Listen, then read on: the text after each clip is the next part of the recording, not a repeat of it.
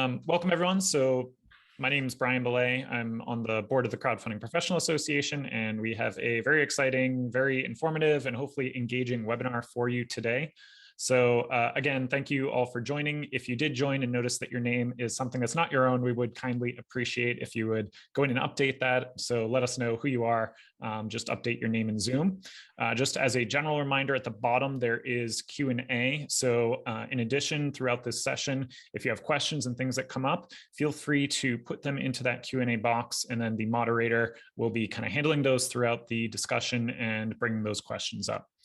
So what I'm going to be doing is just giving a really quick, less than 5-minute overview, high level, to kind of set the perspective of where we are today in terms of equity crowdfunding and venture capital.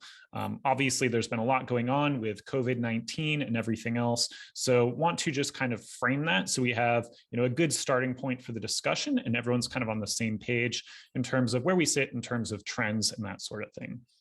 So let me share my screen here. All right, so we'll be kicking things off today. Again, my name is Brian. I sit on the board of the Crowdfunding Professional Association. I'm also Vice President of Product at KingsCrowd, which is a analytics and data provider for the online private capital markets. I'm going to be showing some of their data today for the Reg CF and other statistics, and then we'll also be referencing some other information as well. So equity crowdfunding, obviously a lot of people here are familiar with what that means. Usually when we're referring to equity crowdfunding, we're referring to regulation crowdfunding or Reg CF. So if you're looking at the kind of raise trends over time since the beginning of 2018 for Reg CF, you can see that it has been gaining popularity. In addition to this, I think a lot of people here are probably familiar that on March 15th of 2021 this year, there were some new regulations that went into effect that allowed Reg CF issuers to raise up to 5 million over any 12-month period, whereas before that it was 1.07 million. Now, obviously, because of that, I think we'll be getting into that as part of the discussion, I'm sure, about what the potential impacts of that might be. But as you can see, there has been pretty steady upward trends in terms of just the number of raises in Reg CF across all the different online platforms, as well as if you look at the amount of capital raised. Now, again, there was a big spike when those new regulations went into effect with some of those companies, that raised 5 million in March 2021. But after that, kind of went right back to trend and still continuing in an upward trend. As you can see already in 2021 as well, for last month, for example, in August, more than 100% growth year over year from August 2020, which in itself was 100% growth from August the prior year in 2019. So a lot of momentum, a lot going up in the Reg CF industry. Obviously, this could be attributable to a whole bunch of different factors. More people actually kind of getting into it, becoming not mainstream yet, but more accepted. And we'll probably get into some of those discussions, in terms of how venture capitalists, for example, are looking at Reg CF and how that may or may not have shifted over time. So when we're looking at, today we're going to be talking especially about real estate and, Proptech, those types of things. The number of Reg CF real estate offerings under real estate and construction have also been trending up over time. Also, you've probably seen, in some of the announcements on a lot of these funding platforms that they're often opening up their own real estate kind of investment arms now. So in addition to having the venture startups, the businesses, they're now having actual real estate deals, not just, real estate tech and Proptech, but actual investments in real estate as well. So we're going to be digging into kind of all these things and details on today's webinar. But let's talk about VC for a second and venture capital trends. Now, this was from Crunchbase, but if you take a look at this, there was a little bit of a lull, right, where it kind of leveled out around the first half of 2020 when COVID hit. But since then, overall venture capital dollar volume growth has really exceeded and, far surpassed kind of any prior levels. So you can see a lot of that is also more in the late stage, but there's still been growth in early stage, as well as, some of the different stages that are shown here. But when you break down VC, this data here presented from PitchBook, you can see that as of the first 6 months, so this was through June 2021, the total dollar volume for real estate tech deals that were venture backed already exceeded the prior highs from previous years. Now, it was a fewer number of deals. The deal count was lower, but again, we're only halfway through the year as of June. So this shows that although things did kind of hit pause for a little bit there in 2020, things have been picking back up in terms of at least the residential deals on the real estate side that are venture backed. So takeaways and looking ahead, and then let's jump into the panel discussion here. There's more capital flowing into the private markets in both VC and equity crowdfunding, Reg CF spaces than ever before. When we're looking at equity crowdfunding, not only Reg CF, but also Reg A, those are both a drop in the bucket compared to Reg D, which are a lot of those private placements. You may have heard of 506B, 506C. If you look at the numbers, Reg CF in 2020 was around, a little over 200 million. Reg A at about 5x that. This is the year prior at $1 billion, and then 1,500 times the amount of Reg A, right? So this is $1 billion, 1.6 trillion raised and run under Reg D in 2019. So what does that mean? Is there a lot of potential growth here? I think we're going to be getting into some of those questions, but just to share also one quote that, I saw in the news recently and thought might be interesting for this discussion. So there's, famous VC, and he's been very involved with the SPAC space, but Chamath Palihapitiya recently shared his investing thesis for investing in Opendoor, which is kind of a real estate tech platform. Basically said, real estate is the largest undisrupted form of buying, selling in the US, worth more than 1.6 trillion annually. And buying online is still 1%, less than 1% of the total market. So with that, I'm going to hand things back over to Devin to introduce our panel. Hopefully that gives you kind of a good idea of where we're at today. But thank you very much for your time. And Devin, I'll hand it back over to you. Thank you very much, Brian. That was a great introduction to the discussion today in the context of helping us see where crowdfunding fits into real estate. I am Devin Thorpe. I am the vice president of the Crowdfunding Professional Association. I am a remarkably short man. And it's an honor to be here. I spent most of my career in corporate finance. I ran an investment banking firm for a time, my own firm that I launched, and focused mostly on tech startups and geographically centered here out in the West. But over the last decade, I've spent my time writing about social impact. And one of the things that I've come to appreciate is that crowdfunding is inherently a social good, my view. But I can back that up. But we're not going to talk about me today, but we will be talking with a great panel. And Eve Picker, our first panelist, is someone who's sort of a kindred spirit with me. Eve is the founder and CEO of Small Change, a real estate equity crowdfunding platform that raises money for meaningful real estate projects, building better cities everywhere. Through Small Change, Eve has created a fluid and compliant platform that brings impact investment opportunities to everyone who cares about cities and wants to make change. Eve's past led her directly to Small Change. She's developed a dozen buildings in blighted neighborhoods, launched an e-zine, and established downtown Pittsburgh's first co-working space, built Pittsburgh's first downtown lofts and first tiny house, founded a wildly successful open streets program, and hosts a popular weekly podcast called Rethink Real Estate for Good. There's more, but that's enough. Hervé Francois, our next panelist, was a financial analyst and institutional salesperson at Citigroup. Maybe you should wave for Hervé. And at Credit Suisse First Boston and several other firms over 23 years on Wall Street. As a financial analyst, he ranked third place in the stock picking category in Wall Street Journal's Best Analysts on the Street for 2002. Hervé also led U.S. equity sales at Merriman Capital, and at Mizuho Securities, he was a top producer. Since becoming a real estate investor in 2018, Hervé personally made 15 real estate investments. He since joined DeRosa Group and helped identify potential acquisitions. Hervé is also a limited partner or general partner in several large capital L syndications. Matt Knight is an investor specializing in transformative technology in commercial buildings and legacy commercial property. His Shadow Ventures is a VC firm focused on early stage investments in building technology, build tech. The investors at Shadow are players in the industry, REITs, GCs, private equity firms, architecture firms, family offices, etc. His Blackhawk is a coalition of like-minded investors focused on long-term value rather than short-term yield and IRR hurdles, believing you can't solve a 30-year global urbanization and densification trend on a 3-year investment hold period. The firm specializes in commercial property, investments in urban markets in the US.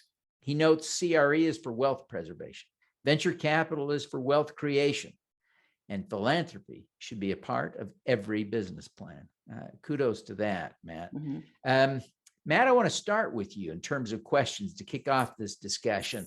What are the most common mistakes entrepreneurs make when approaching VCs? Yeah, I appreciate that. And one slight update is I run an angel group full of about 120 members of the real estate tech community. We invest in startups just about every 2 weeks. So one thing I would say is I have people coming to me that have not done any research, is they don't know who I am, what we do, what the background is. And so they come in and say, let me tell you about apartment tech. And here's what retail is. And it's like, I've been doing this every day for 10 years. I don't need to be explained what Chamath just put in his, like, this is what I do. Tell me that, you know, I invested in Amenify and you want to see how you're juxtaposed to the companies we've looked at, or you saw me speak at Blueprint and you want to talk about what I was talking about in top of funnel leasing, or, you know, in this place, crowdfunding. So I think, to me, I see people under discovering their customers and under discovering their investors and not realizing that we are going to be your partner for the next decade. And so if you don't know who you're getting introduced to or why, I think it comes across as, I don't want to say amateurish, but it's really not a good foot to start off on. So that's probably the biggest turnoff, I would say, as someone who talks to 15 to 20 startups every week, is people who just don't do any homework at all. Fantastic. That is a great insight. I want to slide over to you, Eve. Should we work to ensure that ordinary investors have access to real estate investments via crowdfunding? And if so, why? Why is that important? Oh, that's a really big question. So I think we all saw over the last year and a half the inequity in this country and in the world bubble up ferociously, right? So I really believe that crowdfunding is an opportunity to solve a little bit of that, not a lot, but a little bit of that, because with regulation crowdfunding, anyone over the age of 18 can invest. So if you can provide opportunities, appropriate opportunities in neighborhoods where people live, it's their community where they'd like to build wealth, I think I do think that is, for me, one of the prime reasons to use this securities rule. Excellent. Eve, thank you very, very much. Hervé, I want to turn to you now.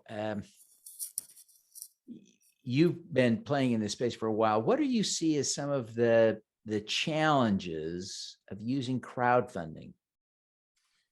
Yeah, so, I think, you run into those challenges the first couple of times that you use crowdfunding, and then hopefully you've learned from your lessons. And so you're able to kind of, tighten up your approach to crowdfunders and eliminate some of those early on mistakes. But some of the early on mistakes that we have run into, and, mistakes come in various sizes. And so, I just hope that anyone that runs into the similar mistakes that we have run into, that, they're not pothole-sized mistakes that, keep the deal from, getting to completion. But, you start thinking about really the investors that are coming onto that crowdfunding site, and, how much relationship interaction do you have with that investor base, especially if they come to investors, for example, we put deals together in which investors are going to get monthly and or quarterly distribution payments. Well, we ran into a situation where we don't have all the investors' contact information, especially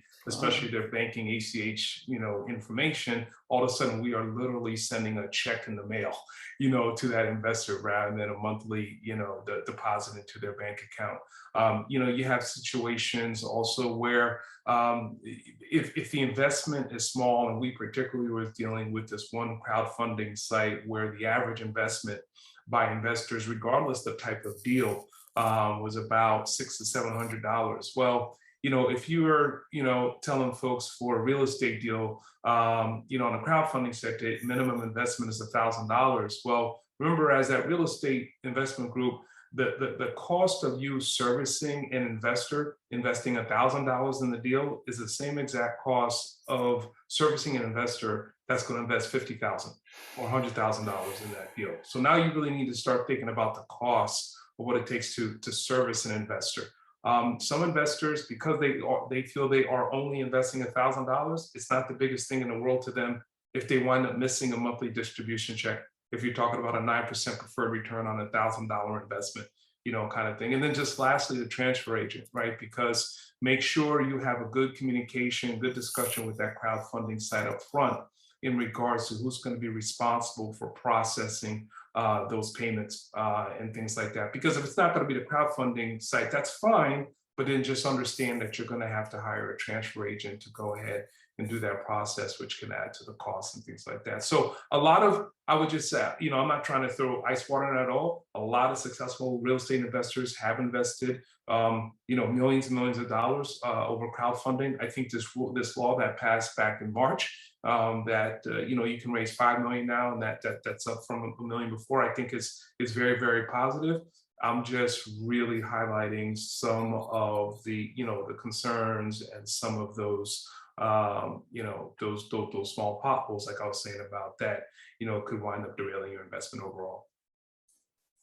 Yeah, there's obviously a dilemma in not wanting to slow down an investor from making an investment. But if you don't gather all of the information you need, you could have a bit of a nightmare later on. That's a great point. Matt, I want to come back to you if we can. How would you coach entrepreneurs to develop a process for capital raising for their projects and businesses? You mean generally around if you're raising as an entrepreneur in Proptech, or do you mean if you're including crowdfunding within your strategy? I would ask you to comment within your sphere of expertise, however you want to bound that. Yeah, mine, just for context, the people that approach me are generally seed stage and pre-seed stage founders that have some technology they think is going to disrupt the real estate industry. And so what will happen is they will come and we will discuss their deal. I'll share it with my members and my investors. We'll sort of suss it out through its viability with their projects, products, workflow, things like that. And so what I have found is if you don't have a process, you're already a little bit behind, because what I've seen work is people say, here's a prospect list. We break out archetypes. These are our ideal archetypes. So it could be mid-market multifamily owners with under 2,000 units, right? Or it can be institutional retail developers that have 5 million square feet plus, right? And so as you break out your strategic investors and your venture capitalists like me, I think you need to make your list and then prioritize kind of group A, B, and C. And paradoxically, start with the B group, because every time a pitch starts, you kind of need to refine what you do, how you do it, what the 30-second pitch is. And so you never start out as sharp as you want to be when you want to be in front of the A guys that are likely to lead around and write your big check, as I think Hervé was talking about, is the big check writers, the ones you really got to be on point for.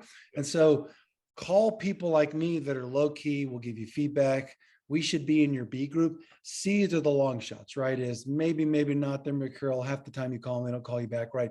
Those are the people that maybe do something, maybe don't. B's are, I think, your kind of Goldilocks of get to know the program you're selling into, and then hit up your A's once you've hit that up, because then you'll have feedback, you'll hone it, you'll have practice, you'll have some interest. Usually what will happen is they'll say, sure, I'll put in $500,000 once you get a lead investor, right?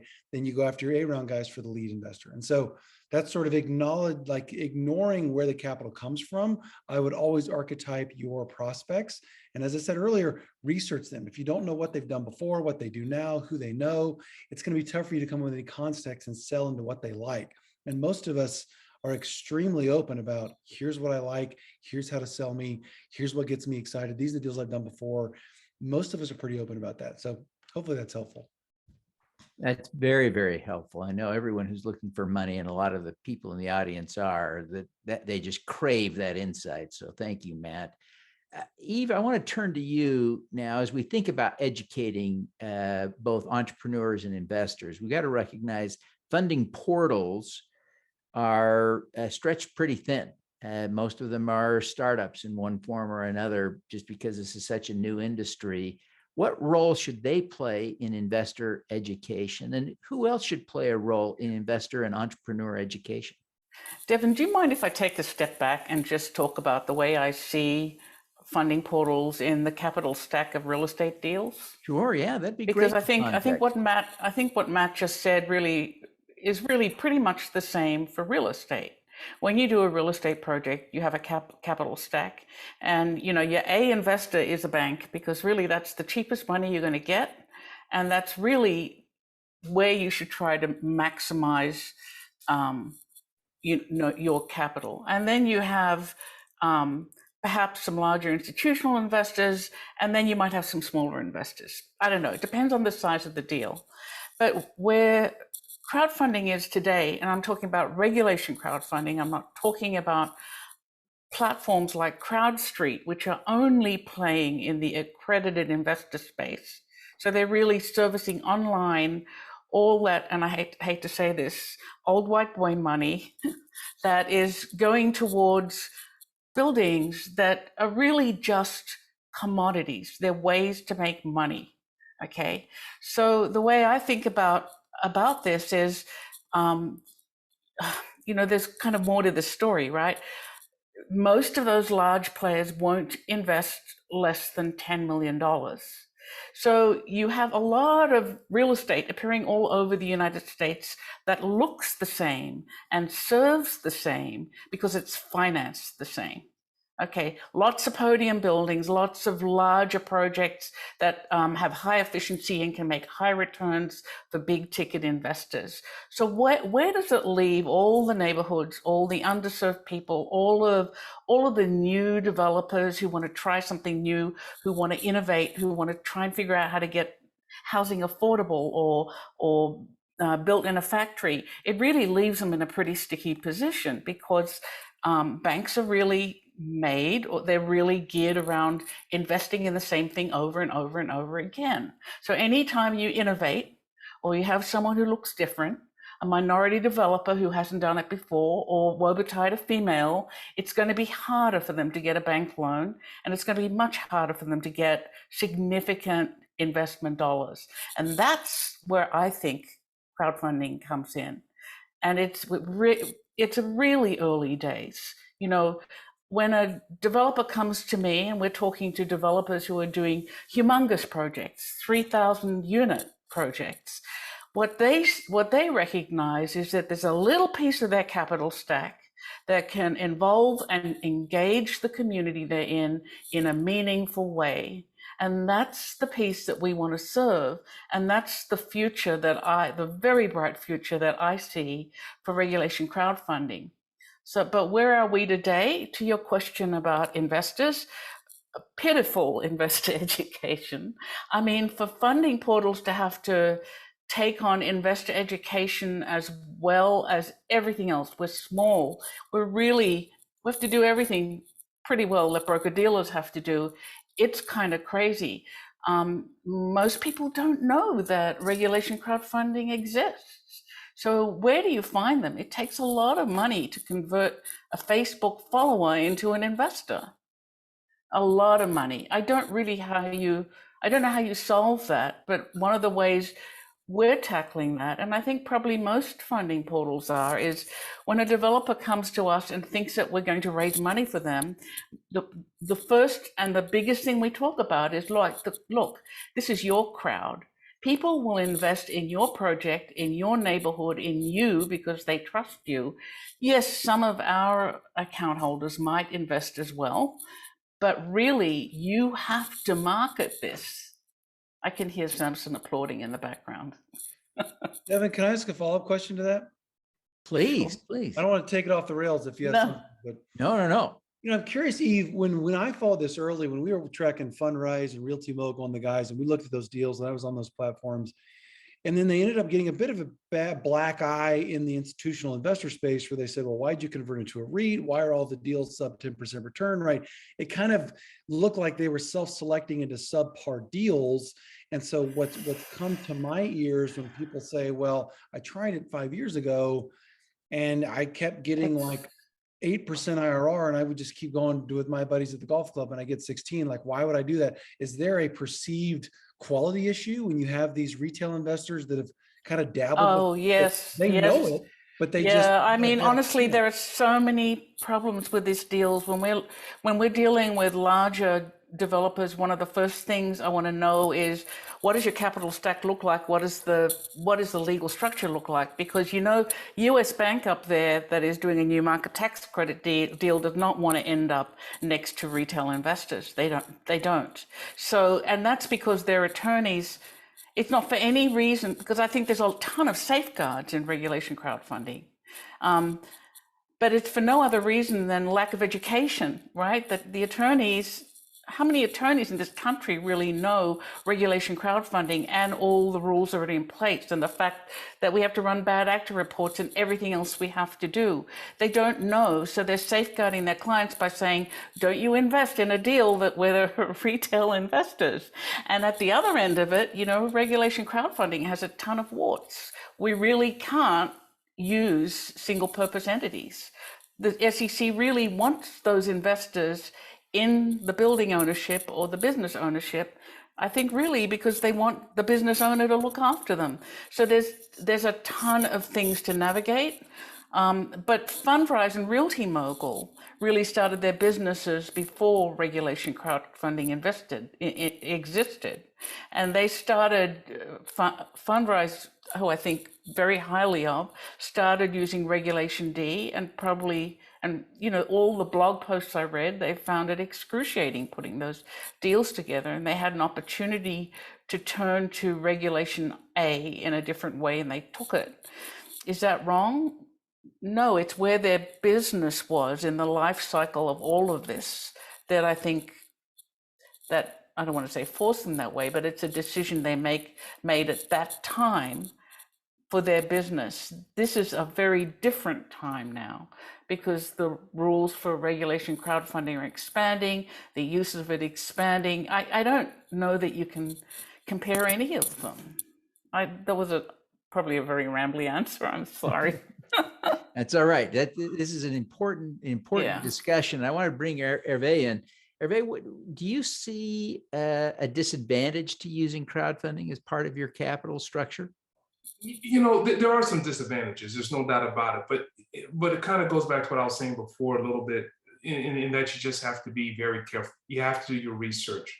Eve brought up some of the issues and things like that. And Eve, you spoke to a lot of the way that we are looking, that we look for Main Street investors to participate in our deal, which is why we had crowdfunding for the first time, you know, late last year on a deal, and it was not very successful. We were looking for a $300,000. You know where to come next time, right? Yeah. Well, and this is discussion. I mean, you know, the disadvantage is one of the things I think that the real estate investor groups, they need to be mindful of is that when you're not using crowdfunding, and let's say you're doing a deal simply with accredited investors, there is kind of a little bit more of a tight bond, of maybe a tighter relationship that investor group has with their accredited investors. A lot of times they know they're accredited investors, you know, high income earners of families and friends and contacts, associates, and so on and so forth.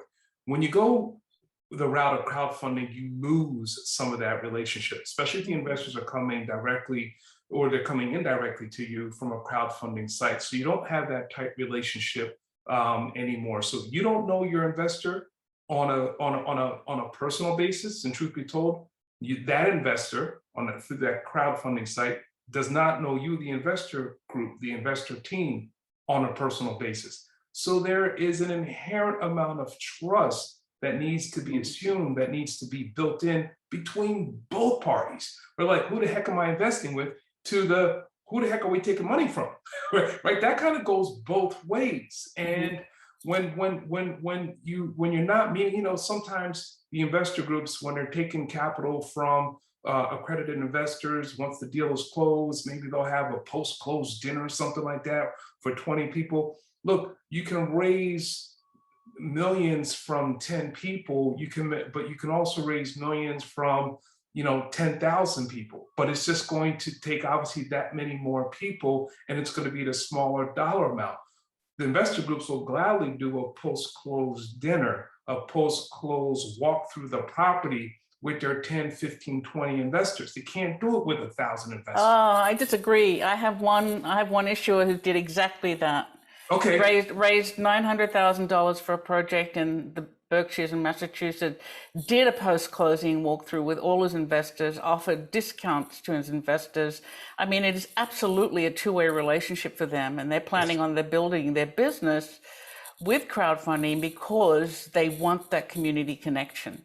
When the local librarian invests a little bit of money, that means a lot to them. So Eve, I'll go a step further. Besides taking in funds from mainstream investors, and we still do, that's why we're still going to use some form of crowdfunding in our future investments. But truth be told, even besides crowdfunding, whether it's going to be in addition to, or it's going to be a separate stack, one of the discussions we're having internally, we haven't done it yet. One of the discussions we're having internally is, for example, we bought a 336 unit apartment complex in North Carolina last year. How can we get those tenants to invest along with us, to invest in this property with us, right? And again, at small dollar amounts, which is just fine. But now, hey, not only you're a tenant in this property, but you're also an equity owner of this property. Isn't that great? Right? That's great, yeah. So now I'm sure there's some minds that we need to step through before we get there. So we don't have it all figured out yet, but that's where we love to go. I think I told you last time when we had a preliminary Zoom meeting that we partnered up with a company that goes around to all of our residents, and they literally talk to them about just the basics of financial planning, savings, budgeting, investing. We want our tenants that rent from us to one day buy their first single family home, right? We can help them do that with helping them repairing their credit, making sure that they're paying their rent in full and on time as a part of, returning, and also being an equity owner, things like that, right? And then you're gonna wind up doing social events with those tenants and ice cream night, pizza days, and so on and so forth. But hey, if they can, being an equity owner of a place where you live, that would give them, a lot of them, the first piece of ownership, something real that they have. Like I said, we haven't crossed all our T's and dotted all our I's yet. That's where we would like to eventually go as part of our overall capital stack. Larvae, that sounds like the perfect Eve Picker small change crowdfunding offering. It sounds like to me.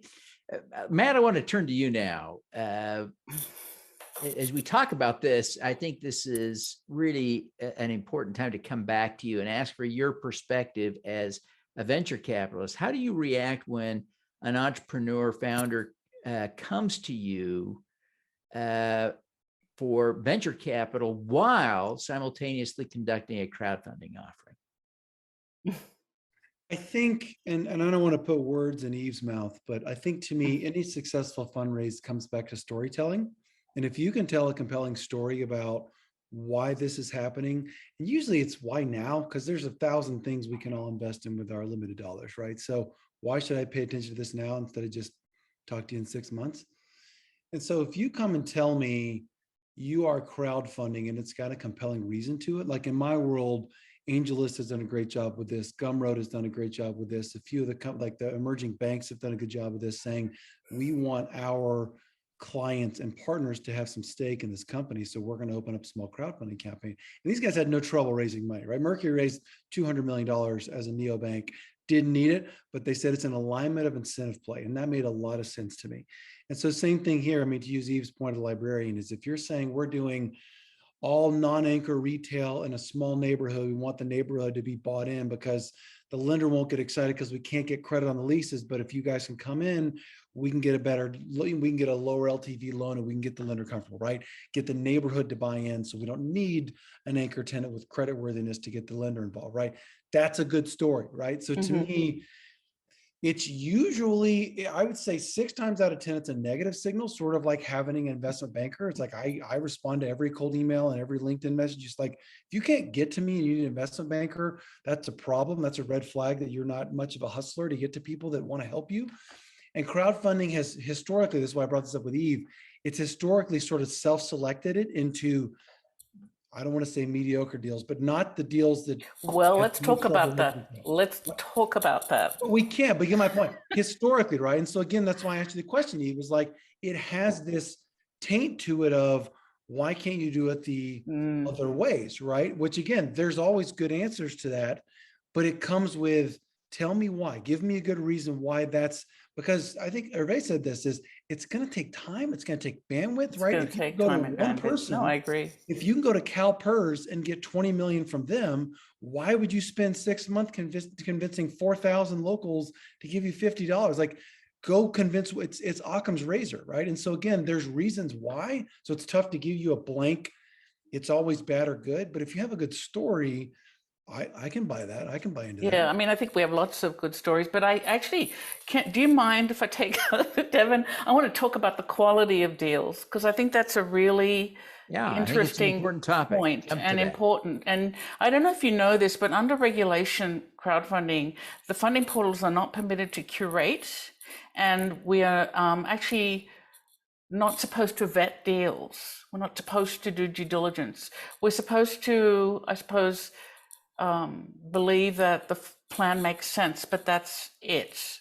We're not allowed to project returns for investors. We're really a neutral third-party marketing platform that just presents the information to investors. And I kind of get why that is so, but I feel like I wish the SEC would let us grow up, because there are some platforms that have built themselves on volume and really putting everything out there with the MO that the investor will decide, the investor will read, the investor will decide. But for me personally, I have a really hard time with that. I want to put deals up that I know, or you never know, right? But that we believe are really going to work, because just like Hervé said, you feel responsible for the investors, you want to make sure that you do well for them. And so we're sort of stuck with this weird rule that doesn't quite let us do that. So you can't even compare a real estate crowdfunding portal with a CrowdStreet, because CrowdStreet is using 506C and can do all the due diligence they want. They can pick and choose. We're under very different regulations. So as I said before, the regulations have some warts that make it very difficult. We're trying to be consistent, but there are these inherent things in the rules that are tough to deal with. So quality, I think, is, I love that thought. I want us to move towards quality. I really have a problem with the fact that people who are investing $500 can't get the same quality deals that someone who's investing $1 million. They should get the same return and the same deal. I have a problem with that. So there you go. That's such a great point, and it'll be interesting to see if the market ever gets us there. One of crowdfunding strengths, some would argue, Eve, I'd be interested in your thoughts on this, but one of crowdfunding strengths is that there is a way to fund a deal that might not attract venture capital or other traditional professional sources of capital, right? And that's not always a bad thing, right? No, I mean, we have a couple of offerings open, which I'm not allowed to talk about, but one of them really can't find traditional financing through banks, because their entire business model is in rural areas and banks won't lend there. So they're building a growth model around regulation crowdfunding specifically for that purpose. Another one is a nonprofit that really, I mean, they're doing an amazing project. It's a cooperative, but they really can't offer very much. It's a non-profit. To keep that building affordable, they have to keep their return very low. And so I know that we're going to have investors who will invest in that because they really care and they can afford to only make a little bit of money on that particular deal. So there are all sorts of reasons that what I think what we see in the big boy real estate world is really a lot of the same buildings that make people a lot of money. But I'm an architect, I'm an urban designer, and I love cities. And this tool could be a way to really help build places that have been forgotten, with developers who've been forgotten, with Yeah. money from people who've been forgotten. Yes. Now, speaking of forgotten, I want to make sure we don't leave Hervé out of this discussion. Hervé, I'm here. Not at all. Hervé, do you worry that crowdfunding could limit your ability to raise larger amounts of money in the future? Well, I think it really depends on how much you plan on using crowdfunding for your total overall raise, right? And I don't think, I don't know, the average size of our deals, $10-20 million, we wouldn't be able to raise all of that through crowdfunding, right? We'd only be able to reserve a small percentage of that through crowdfunding, and let that be a start and kind of grow from there, understanding that there are legal limits and everything else like that. So be respectful of that. But, there's something to be said is we're not that we're control monsters, but like I was mentioning before, we like to have a relationship with the folks that we are investing with. And it's mainly because we really care about our investors. I mean, it bothers us if we, have to miss a monthly or quarterly distribution payment. It happened a couple of times last year, obviously, because of the pandemic, right? Tenants wind up losing their jobs, or they get, not working the number of hours that they're, previously working, and things like that. So there would be, I think, an inherent level of risk, I think, if we were to do an entire raise solely through crowdfunding. But it doesn't mean that it can't be a very, a viable participant of our capital raise. And truth be told, and I'll put it out there,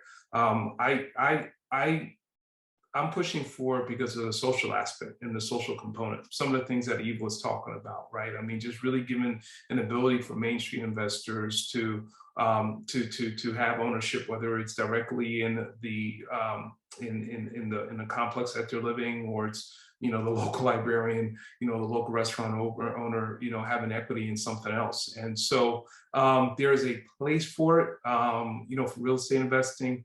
But the one thing, one of the things that we realized when we had put our deal on a crowdfunding site is that now that it's on there as a smorgasbord of tens and tens of other deals that are also on that same site. Is there any kind of special attention that your deal is getting apart from the others on that same crowdfunding site? Particularly with the one that we were dealing with, they do start advertising for you once you get up to a certain level of your raise. So if you get up to like 60 to 70% of your raise, okay, now they're moving you to the front of the page, and they're doing some email blasts and other advertisements and putting you on the top of their website and so on and so forth. So we even though we felt there was some lack of control because we weren't able to go ahead and push the volume of our noise and our speech directly to the investors on that site. We could only do it to the investors we went directly through with our email campaign. We just kind of feel that is kind of like the cost of doing business, with crowdfunding. I think at the end of the day, there are still some wrinkles that need to be ironed out. We want to be part of that change, part of that process, rather than completely wait on the sidelines, to have it all figured out. Matt, we've got an audience question, and thank you, Hervé. We've got an audience question that I think you can answer best, but Hervé and Eve, if you want to add after Matt, go ahead. But the question is, aren't VCs mainly considering higher risk companies that can produce a 100x return? If so, doesn't that mean there's a financing hole for medium risk, medium return opportunities that crowdfunding could fill? Well, to the first part of the question, yes, is the typical return floor that we would look at for a deal would be, if it's not going to 10x our capital, we can't even entertain it, right? And so there are a lot of really interesting companies that come across my desk that I think, man, I wish I had found, like, that's a really cool concept. And a lot of them, these opco propco hybrids, where we have a tech platform, but we also buy buildings, invest in buildings, whatever, right? A lot, co-living is a good example of that. A lot of companies try to kind of they lubricate the transaction process with capital because they got good at raising capital. So the answer is yes. And there are people that do try to fill that void. There's a lot of incubators and accelerators that say, I'm happy to live with a 3 to 5x. And so they try to build companies that can be sold quickly and without much risk. So that does exist. I don't know exactly where crowdfunding plays in that, but there are plenty of platforms that think that's a legitimate business model. And I think it is. There's a corollary there, and I'll ask you and Eve to both maybe comment on it. Hervé, feel free to jump in. But Eve mentioned this, and I want to come back to it. But the other challenge for crowdfunding is to get access to the best deals, so that ordinary investors can invest. And it's interesting. I think Hervé earlier said that, you know, the investors, the sophisticated investors, the professional investors, institutional investors don't want to invest alongside folks like me. And yet, as a matter of principle, Eve wants to make sure folks like me, ordinary investors, get an opportunity to invest in the same deals on the same terms with rich folks. Matt, what do you have a thought about that dilemma? Yeah, I think it's the main problem I deal with in all of real estate tech, regardless of the manner of which you're building your tech company, is you're fighting with the momentum of a massive $200 trillion second oldest industry on the planet, right? Is if you have been doing deals for 30 years with your buddies you play golf with, why would you, it's 5 phone calls and you got 10 million bucks in your account. Like, that's, unfortunately, and Eve kind of mentioned this, that's the, I don't want to say majority, there are a large number of people, that's still the way they do deals. And that's sort of at the sub-institutional level, right? The institutional level, you have a fund and you have mandates and LPs, right? But if you're doing like a fundless sponsor deal by deal, what happened, and I did this when I was buying properties, was I found a few investors that seemed to listen when I talked. I would call them, they'd make an intro to their buddy, right? And then all of a sudden I have 5-10 million bucks from 20 investors. Occam's razor says, I'm struggling just to close my first deals as a 20-something deal guy. I don't have any track record. Brokers don't take me seriously. I'm not going to complicate it with another way to raise capital. So it's to me, is the juice worth the squeeze, right? Is it cheaper capital? Can they close faster? Are the fees lower? Is it a higher quality? Is there value add through the group, right? Is there something that's beyond just we have capital? Because unequivocally, the retail market for investors is bigger than the institutional. It is unequivocally bigger, right? But if it's harder for me to get there, which I feel like I've said like 3 times now, if it adds time in an already challenging deal process, it probably isn't worth it, right? There has to be right. It makes it worth it, right? It took us, Matt, you bring up an interesting point, and Eve, I'll let you. So again, we raised $10 million for this deal that we on a property that we were acquiring last October. It took us 8 weeks. It took us 6 to 8 weeks to raise that $10 million. It took us about 6 to 7 months to raise $300,000 on the crowdfunding site. Now, luckily, we did not need that $300,000 to close. Okay. This was more for CapEx money and so on and so forth. So we didn't need it for closing and things like that. But man, now you have those investors, right? That'll come in at $1,000 a piece, right? In total, $300,000 that took us 6 months to raise. Hey, where's my monthly distribution? Hey, you guys closed this in October. It's now June of 2021. Where's my distribution? Where, right? I mean, I was supposed to be getting $90 over a 12-month period. What's going on? That's kind of what Eve was talking about, education, right? Like, that's the education. I'm actually talking about something bigger than that, and that I'm going to tell you a story. Okay, years ago, I got to listen to the first female 3-star general of the Army speak, and someone in the audience asked her, what did you do about that old white boys club in the Army? How did you deal with it? And she said she got up and drew on the blackboard 2 circles And one of them, she said, this is the power club. And you keep trying to get in, and you keep trying to get in, and eventually you decide, I'm not going to get in, so I'm going to go over here and I'm going to make my own circle. And that's where women and minorities are, guys. We can't talk to our 10 golf buddies and raise $10 million in 4 weeks. It's not possible because that circle doesn't exist. So I comprehend it. You know, good for everyone who can do that. But you know, this rule permits the democratization of investment, and like I'm taking it seriously. I think it's an opportunity to give something back that people have not. Well, it's not even giving it back. Give something to people that they have not had an opportunity to participate in. For a small deal, it may not be worth it to raise your $300,000 that way. But I have had investors or developers come to me with $30 million deals, hundreds of $1 million deals, saying it's not about how much we raise. If we raise $30,000, we feel we will have been successful if that $30,000 comes from.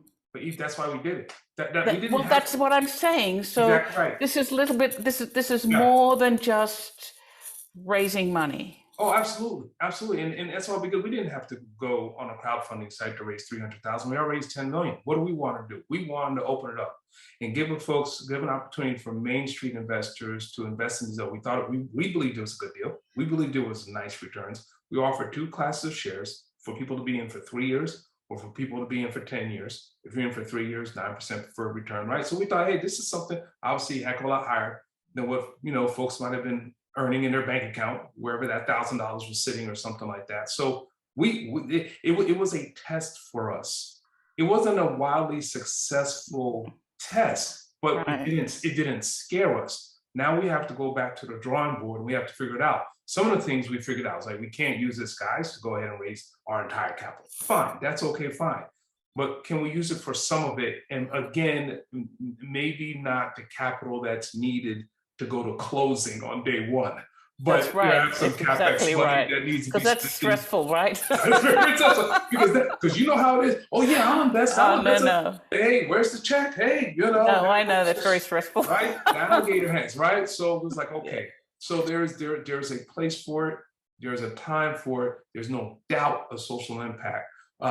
It's just, as you know, because you live it and breathe it every day, that social impact, right? It's like taking an axe to a big oak tree, right? It is, but it's going to get easier. It's going to get better. It's going to get better. Just because there's so many there's a lot of moving parts that for folks that want to see this happen from the investor side, as well as from the investing group side. There's folks that want to see it happen.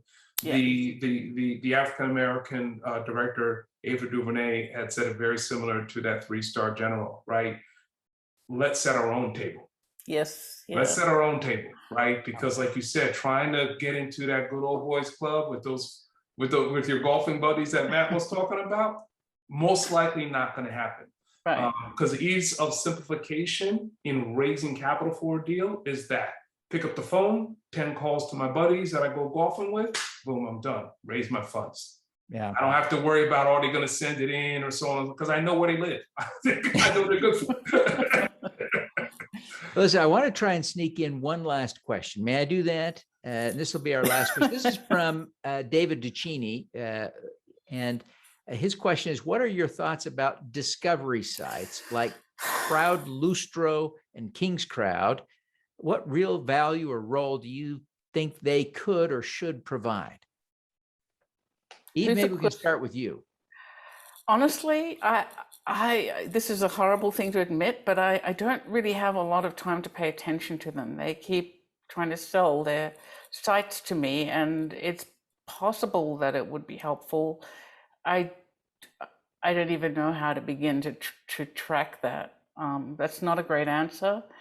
But perhaps, the role for them should be investor education, right? If they can help with that, yeah, they would have a role. It's just, again, early days for everything. Hervé, France, Matt, have you used those sites at all? Or Vincent? It's another one out there. Okay. Well, let me sneak in one last question. And Eve, maybe go to you first, and Hervé, and wrap up with Matt. But how much effort is required by the issuer to run a crowdfunding campaign? It's the magical question. So, it's really up to you. We have an extremely streamlined process where we actually have a template, a disclosure packet right down to an LLC agreement. So if you come to us with a good bank packet and your ducks in a row, it can be pretty fast to get that crowdfunding campaign launched. I have spent 2 days with investors, getting that information together and getting it ready to go. And I have not with developers, and I've spent 6 months with them. So that piece in the middle is really up to the developer. It depends on how well prepared they are. And they need to know their legal structure. They need to understand what they can offer to investors. They need to have a really good pro forma. They need a good budget. They need a good story. They need to be able to talk about their team. They need to be able to do all of this concisely. It's what a bank would require, and it's really what investors should get as well. So if you have that, it's pretty fast. The biggest effort, I think, is the marketing piece. As I said before, I think once we get an offering launched, I tell our issuers, we're going to collect the money, we're going to put it in the escrow account, we're going to make sure it's reconciled, we're going to send you, one wire at the end, by the way, with all of the investor information, including their bank account information. And all their investor agreements. And in between, you need to market. That's really your job. Fantastic. Hervé, do you want to add anything from your experience? Yeah, no, I think in regards to the effort, it's if you're able to, in our experience, have your legal all, the documents all tightened up and put together before really selecting that crowdfunding side and beginning discussion with them, I think it certainly smooths the process that much more quicker. Now they're going to may want to come through and have you edit some of those legal docs here and there, which was, one of the issues that we had to go through with and everything like that. So it could, I would say, if the first course is, or if the first part of your capital stack is crowdfunding and that you're just beginning the documents there, it could probably take a while. But luckily for us, it didn't take as long to get onto the site because our legal documents had already been prepared, they had already been in order. So I had to twinkle some things out. But again, you have to make sure you ask the right questions to that particular platform. We had issues at the tail end in regards to getting funds back from the crowdfunding site, from the investors and things like that. And they're still knocking on our door saying, hey, when we're getting paid, We're like, well, we haven't got your funds from you Actually, we handle it differently. We have a pre-approved template. It's 95% template. And because we have to review all legal documents, it's part of the rule, these are pre-approved. And if you come to us without an entity and with just the story and the pieces I told you, it would be super fast. And we do not want your legal documents. We prefer you to use ours. There you go. That's great. Matt, do you want to add anything on that before we wrap up? No, I have no idea. It's been years and years since I tried. So listen to those two. Don't listen to me. Okay. Well, listen, I want to thank you three very much for this great discussion, for your time, for your preparation, your willingness to participate. This is such an important discussion, right? To help people understand the evolving market, right? Brian made the point clear at the beginning. Crowdfunding is a tiny part of the capital markets today. But it is an interesting, innovative place where, among other things, social impact can be a factor that's more difficult to incorporate in institutional scale deals that have stricter market requirements. So this has been a great discussion. I can't thank you enough. It's important for us to keep, Matt, you play a vital role in helping us really keep a perspective on the market and venture capital and all the issues. So thank you for your perspective. I want to thank the audience for participating today. It's been a thrill to have you. We're thrilled. We have recorded today's session so that it will be available to other people as well.